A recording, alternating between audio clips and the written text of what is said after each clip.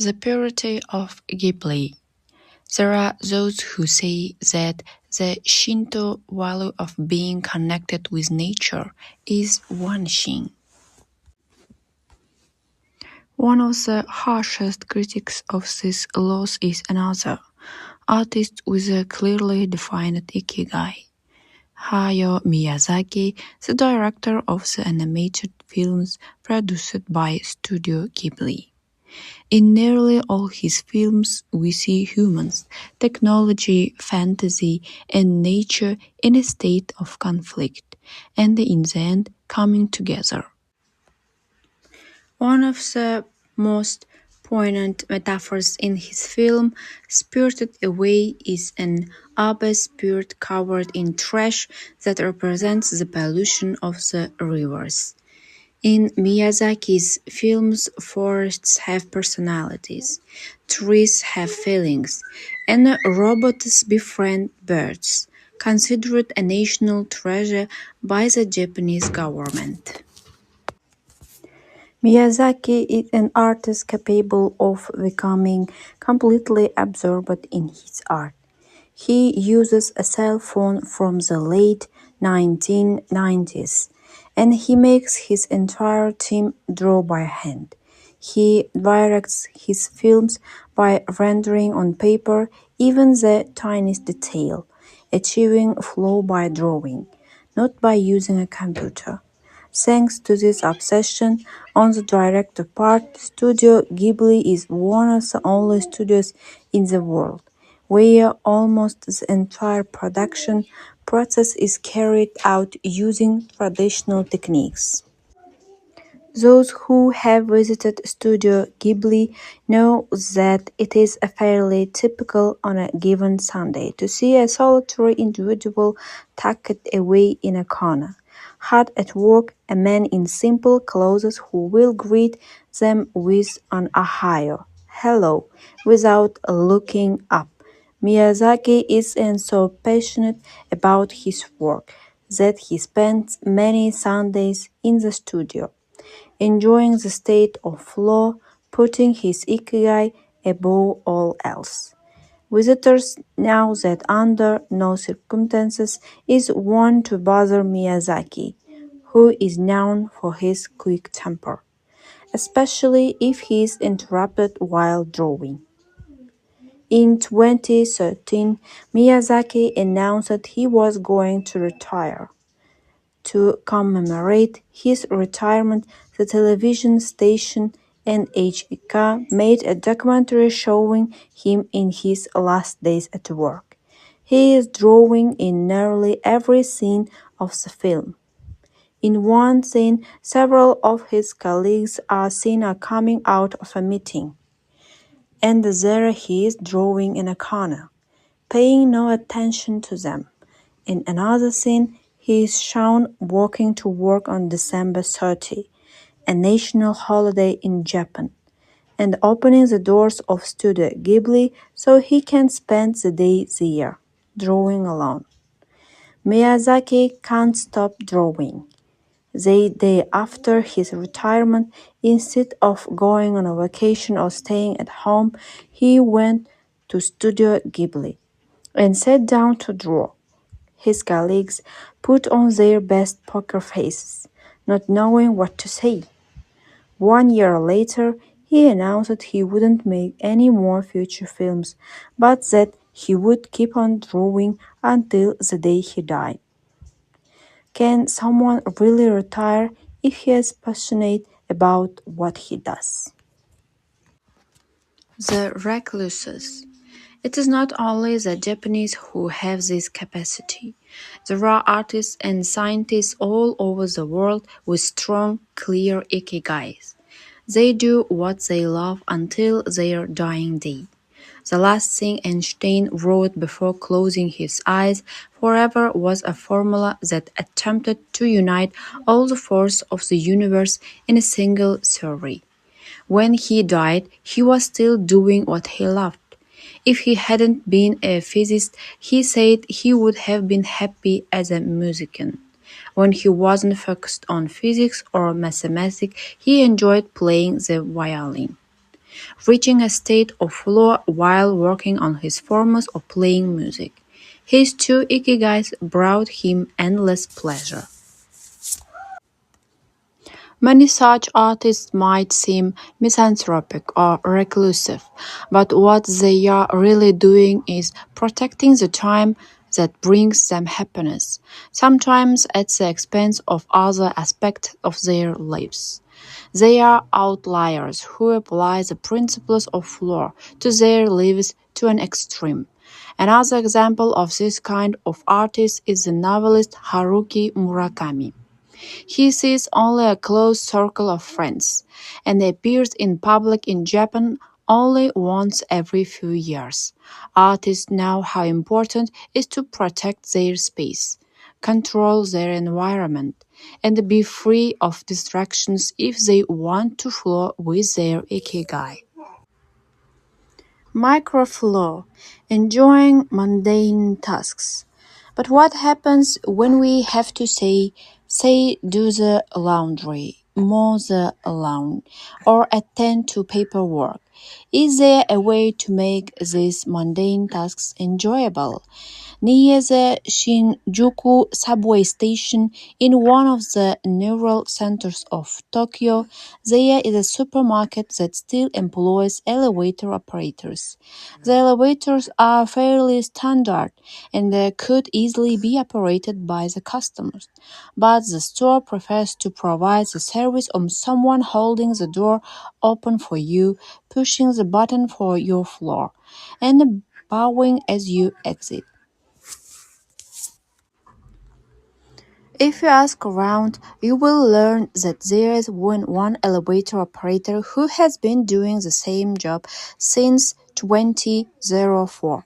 She is always smiling and enthusiastic about her work.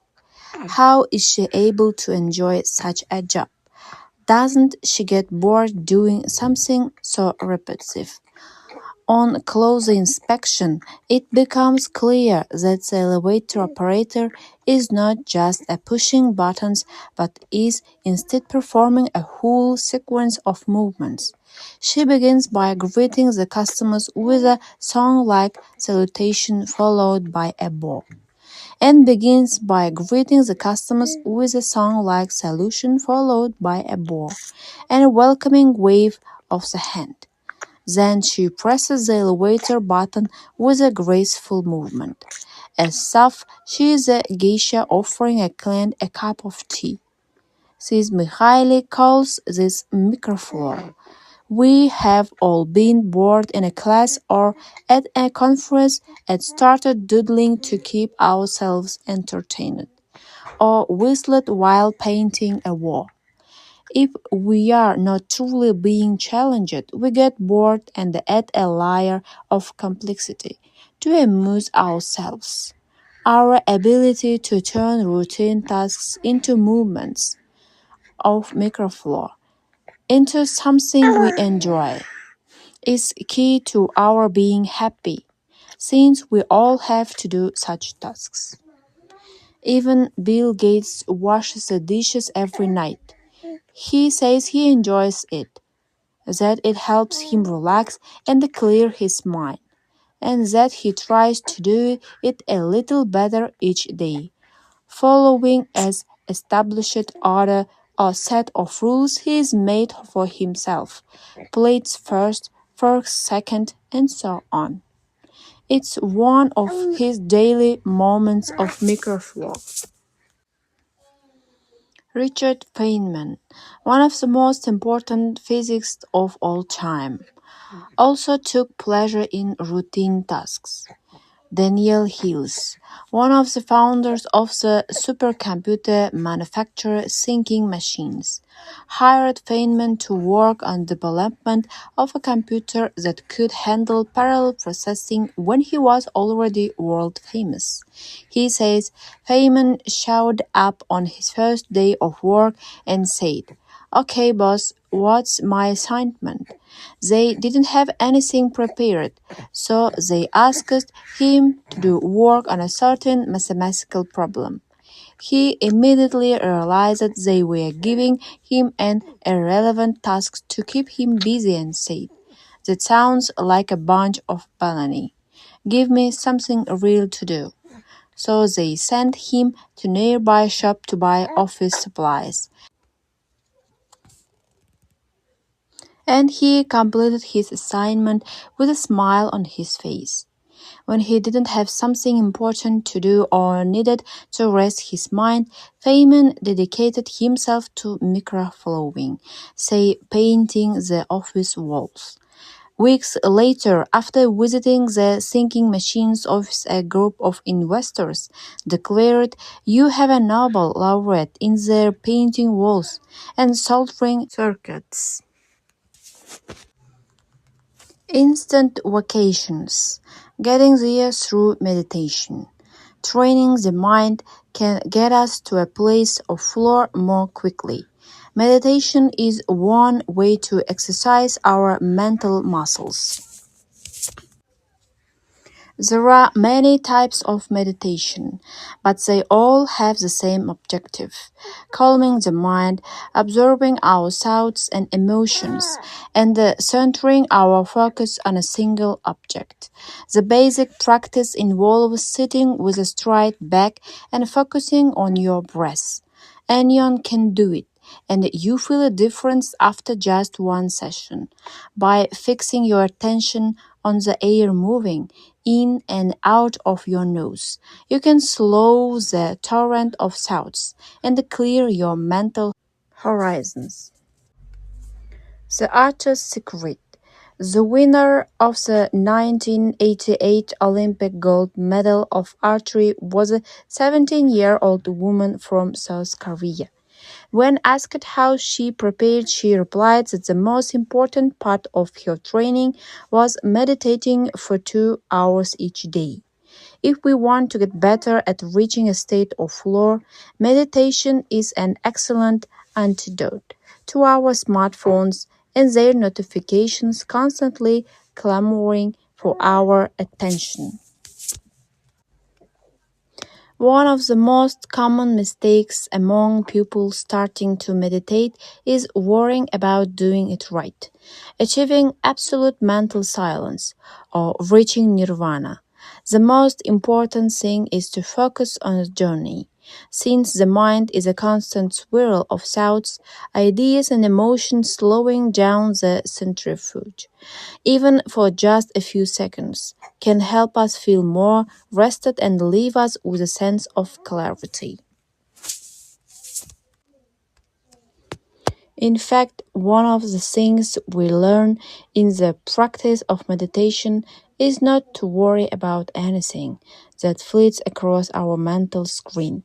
The idea of killing our boss might flash into our mind, but we simply label it as thought and let it pass like a cloud, without judging or rejecting.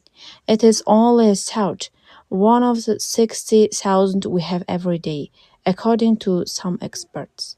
Meditation generates alpha and theta brain waves. For those experienced in meditation, these waves appear right away, while it might take a half hour for a beginner to experience them. These relaxing brain waves are the ones that are activated right before we fall asleep, as we lie in the sun, or right after taking a hot bath. We all carry a spa with us everywhere we go. It's just a matter of knowing how to get in, something anyone can do with a bit of practice.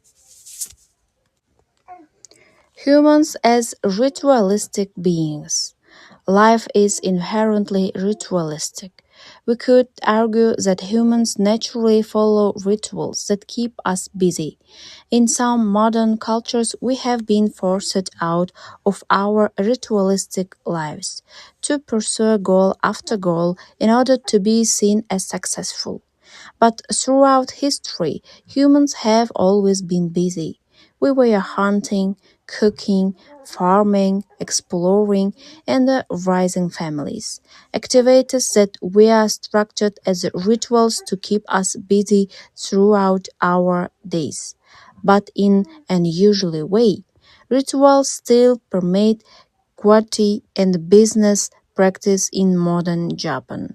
The main religions in Japan, Confucianism, Buddhism, and Shintoism, are all ones in which the rituals are more important than absolute rules. When doing business in Japan, process, manners, and how you work on something is more important than the final results.